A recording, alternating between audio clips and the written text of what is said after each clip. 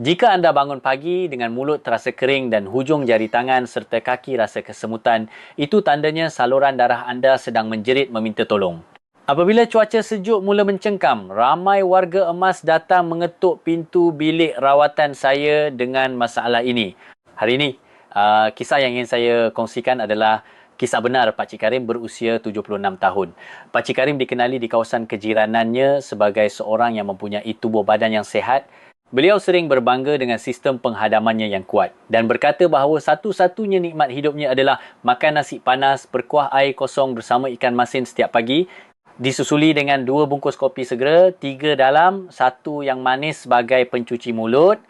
Secara luaran, beliau kelihatan tiada masalah.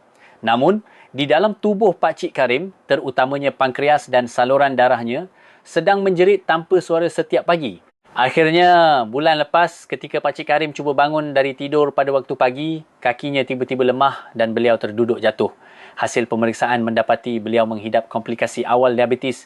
Apa sebenarnya masalahnya? Adakah semata-mata kerana kopi 3 dalam 1 tu? Tidak. Punca sebenar adalah kerana beliau mengabaikan persekitaran khusus waktu pagi yang sejuk. Musim hujan atau cuaca sejuk adalah waktu yang paling kejam bagi pesakit diabetes. Apabila cuaca menjadi sejuk, saluran darah kita yang boleh diibaratkan sebagai paip air akan mengecut dan mengerekut untuk mengelakkan haba badan daripada keluar. Paip sudah menjadi sempit ditambah pula dengan kurangnya aktiviti fizikal yang menjadikan darah lebih pekat dan likat. Apabila darah ini cuba melalui saluran yang sempit itu, tekanannya pasti akan meningkat. Malah, statistik perubatan menunjukkan satu fakta yang mengejutkan. Purata gula darah puasa pesakit diabetes pada musim sejuk atau cuaca sejuk dicatatkan lebih tinggi sebanyak 20 mg DL berbanding musim lain. Ini bukan bermaksud bacaannya hanya naik sedikit. Ini adalah amaran bahawa dinding saluran darah anda sedang menerima tekanan yang jauh lebih kuat dan kini ibarat bom jangka yang boleh meletup bila-bila masa. Waktu yang paling berbahaya adalah ketika perut kosong di waktu pagi. Sepanjang malam ketika kita tidur, kita tidak minum setitik air pun menyebabkan kepekatan darah meningkat. Jika ditambah pula dengan sarapan pagi yang salah sehingga menyebabkan lonjakan gula darah, sugar spike, ia ibarat menuang minyak ke dalam api yang sedang marak. Ramai orang bercerita di kaca televisyen tentang apa yang perlu dimakan dan apa yang jangan dibuat. Tetapi ramai tidak tahu prinsip asas mengapa badan mereka mengalami turun naik gula darah ibarat roller coaster setiap pagi. Orang Asia, termasuk rakyat Malaysia yang dilahirkan dengan pankreas yang lebih lemah, tidak boleh menyelesaikan masalah ini dengan meniru cara pengurusan orang barat bulat-bulat.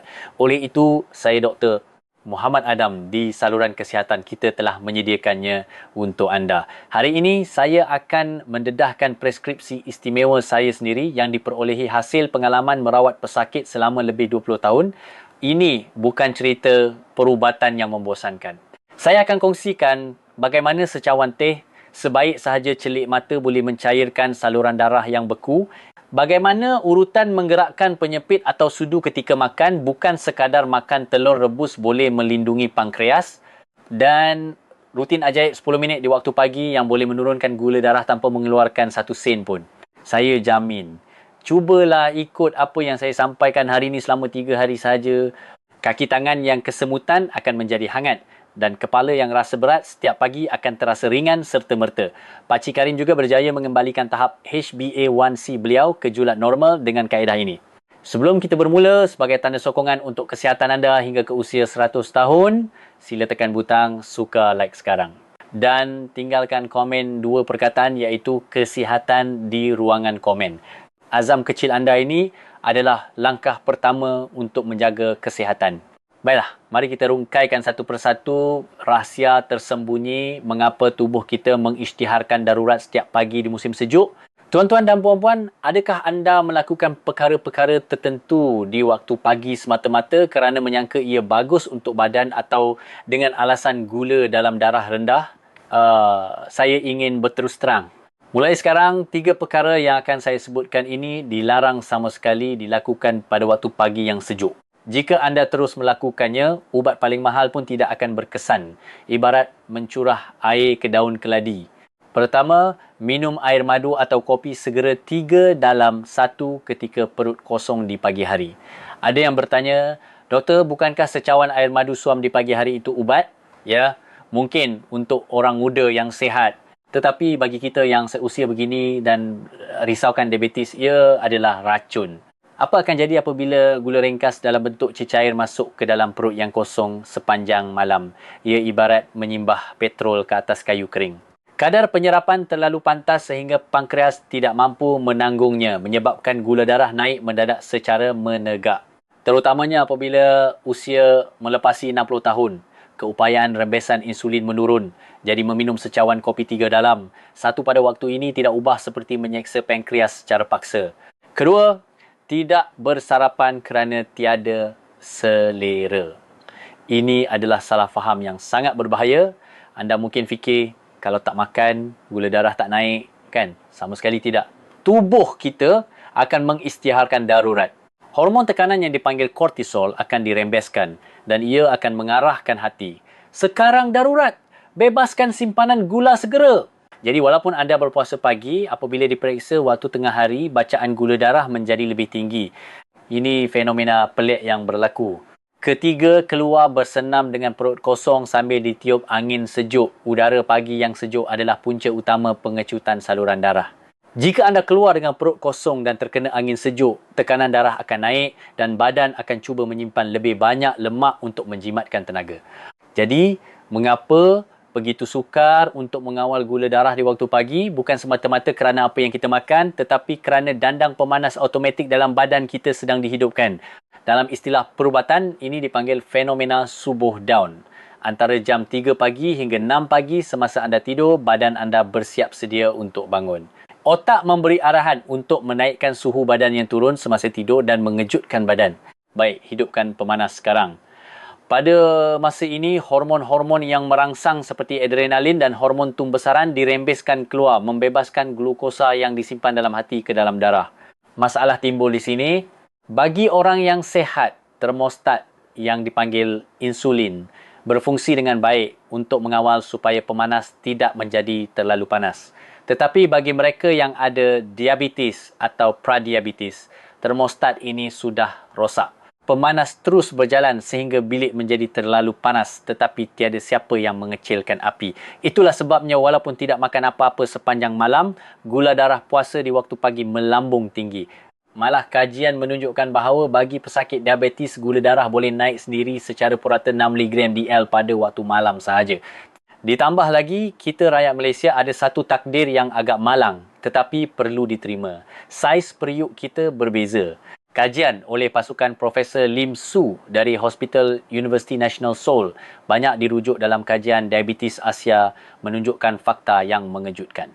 Walaupun mempunyai tinggi dan berat yang sama dengan orang Barat, saiz pankreas orang Asia termasuk Korea, Malaysia adalah 12.3% lebih kecil berbanding orang Barat. Lebih parah lagi, keupayaan merembeskan insulin adalah 36.5% lebih rendah. Saya beri perumpamaan mudah. Jika pankreas orang Barat ibarat kawah besar untuk memasak gulai sekampung, pankreas kita orang Malaysia ibarat periuk tanah liat belanga yang kecil. Dalam kawah besar, jika kita masukkan kayu api yang banyak dan besarkan api, ia tidak mudah melimpah. Tetapi jika kita tuangkan jumlah nasi dan gula yang sama ke dalam periuk tanah liat yang kecil, apa akan jadi? Ia akan cepat mendidih dan melimpah keluar. Inilah sebabnya mengapa orang Malaysia mudah mendapat diabetes walaupun tidak gemuk dan gula darah mudah melonjak jika tersilap langkah sedikit sahaja di waktu pagi. Pakcik Karim yang saya sebutkan tadi tidak tahu tentang teori periuk tanah liat ini. Periuknya secara semula jadi kecil, ditambah pula dengan cuaca sejuk di mana beliau kurang bergerak. Lalu setiap pagi beliau menuangkan bahan api yang kuat iaitu kopi 3 dalam, 1. Akhirnya pankreas beliau tidak tahan dan mogok. Tambahan pula, pada cuaca sejuk, saraf simpatetik menjadi aktif untuk melawan kesejukan menyebabkan lebih banyak hormon yang menaikkan gula darah dirembeskan. Beliau sebenarnya sedang menghadapi masalah bertingkat-tingkat. Sekarang anda sudah tahu puncanya, bukan? Pankreas saya adalah periuk tanah liat yang kecil dan berharga. Dan setiap pagi badan saya sedang memasang pemanas dengan kuat. Jadi bagaimana kita nak sejukkan periuk yang panas ini dan menguruskannya supaya tidak melimpah? Ada cara hebat untuk menyelesaikan masalah ini tanpa ubat diabetes dan tanpa mengeluarkan wang hanya dengan mengubah urutan di meja makan pagi. Jika ada yang terasa dengan kata-kata ini, jangan risau, kongsikan video ini kepada rakan-rakan anda. Katakan, rupanya pankreas kita ni macam periuk kecil je, supaya kita sama-sama tahu dan lebih mudah menjaga kesihatan. Tuan-tuan dan puan-puan, penantian anda sudah berakhir. Mulai sekarang, saya akan kongsikan 3 penyelesaian konkret untuk mengawal gula darah puasa sambil melindungi pankreas kita yang kecil dan berharga ini. Kaedah ini sama seperti kerja rumah yang saya berikan kepada pesakit saya di klinik. Tidak perlu wang, tidak perlu makan ubat tambahan, hanya ubah urutan. Pertama, sebaik sahaja celik mata di pagi hari minum air ini, iaitu air suam teh akar astragalus atau teh daun banaba. Bangun pagi, gosok gigi dahulu supaya segar, kemudian campurkan air panas dan air biasa untuk menjadikannya suam dan minum secawan 200 ml perlahan-lahan. Mengapa 2 jenis ini? Pertama, teh astragalus. Dalam perubatan tradisional, ia terkenal untuk menambah tenaga, tetapi bagi pesakit diabetes, ia adalah pelindung buah pinggang. Apabila gula darah tinggi, darah menjadi pekat dan mudah merosakkan saluran darah halus di buah pinggang. Astragalus membantu melancarkan air kencing dan mengurangkan proteinuria protein dalam air kencing. Tetapi juara sebenar untuk mengawal gula darah adalah teh daun banaba. Nama ini mungkin agak asing, bukan? Ia adalah tumbuhan yang hidup di kawasan tropika dan di dalam daunnya terkandung bahan bernama asid korosolik acid. Saya panggil bahan ini sebagai polis trafik dalam saluran darah. Apabila jalan raya darah sesak dengan kereta gluko yang tidak bergerak, polis trafik ini akan meniup whistle dan mengatur lalu lintas. Baik, jangan berkumpul di sini. Sila masuk ke tempat letak kereta di dalam sel otot sana katanya. Malah, asid korosolik mengaktifkan pengangkut glukosa untuk menolak glukosa masuk ke dalam sel dan kajian menunjukkan ia mampu menurunkan gula darah selepas makan sehingga 30%. Sebab itulah, ia digelar insulin tumbuhan. Namun, ada satu peringatan penting. Teh daun banaba sangat berkesan. Jadi jika anda sudah mengambil ubat diabetes hospital, minum terlalu banyak boleh menyebabkan hipogliksemia, gula terlalu rendah. Jadi, mulakan dengan rendaman yang cair, minum secawan sehari dahulu dan jika badan sudah serasi, baru tambah sedikit demi sedikit. Kedua, pasang penapis di dalam perut semasa sarapan. Apa maksud pelik ini? Maksudnya ubah urutan makan. Biasanya kita ambil 1 sudu besar nasi, masukkan ke mulut, kemudian baru ambil lauk. Bukan. Hentikan tabiat ini serta-merta mulai hari ini. Wajib makan sayur dahulu. Bila duduk di meja makan, jangan buka pun tudung periuk nasi lagi. Ambil ulam, timun, sawi atau apa-apa sayur dahulu. Inilah proses memasang penapis dalam perut. Serat daripada sayur yang kaya dengan fiber akan melapisi dasar perut ibarat jaring yang rapat. Karbohidrat yang masuk kemudian akan tersangkut pada jaring ini menyebabkan proses pencernaan dan penyerapannya menjadi perlahan. Selepas sayur, makan protein, telur rebus, tauhu atau ikan. Apabila protein masuk, badan kita akan merembeskan hormon GLP-1. Ini adalah bahan yang sama dalam suntikan rawatan obesiti yang laku keras sekarang. Hormon ini akan menghantar isyarat ke otak. Wahai tuan, dah kenyang ni, berhentilah makan. Akhir sekali, barulah makan nasi. Apa yang berlaku jika kita amalkan cara makan terbalik ini? Pasukan penyelidik Universiti Cornell di Amerika Syarikat telah membuat eksperimen. Dengan memakan makanan yang sama, kumpulan yang makan sayur dan daging dahulu sebelum roti mencatatkan bacaan gula darah 37% lebih rendah berbanding kumpulan yang makan roti dahulu. Bukan tukar jenis makanan, hanya tukar urutan. Tetapi gula darah turun seolah-olah makan sebiji ubat. Ketiga, letakkan sudu dan beri makan kepada otot 30 minit. Kemudian selepas makan, anda mesti rasa aduh kenyangnya lalu baring di sofa dan buka TV. Bukan. Saat itu, saluran darah anda sedang diperam dengan air gula. 30 minit selepas makan, glukosa yang dicerna akan melimpah masuk ke dalam darah. Inilah waktu keemasan. Berjalanlah hanya selama 10 minit. Tak perlu pakai baju sukan dan keluar rumah. Berjalan ulang alik di ruang tamu atau buat senaman angkat tumit jinjit kaki sambil basuh pinggan pun boleh. Mengapa ini penting? Otot peha dan betis kita adalah spen gergasi. Apabila kita bergerak, otot akan mengecut dan mengendur menyerap glukosa yang terapung dalam darah seperti spen.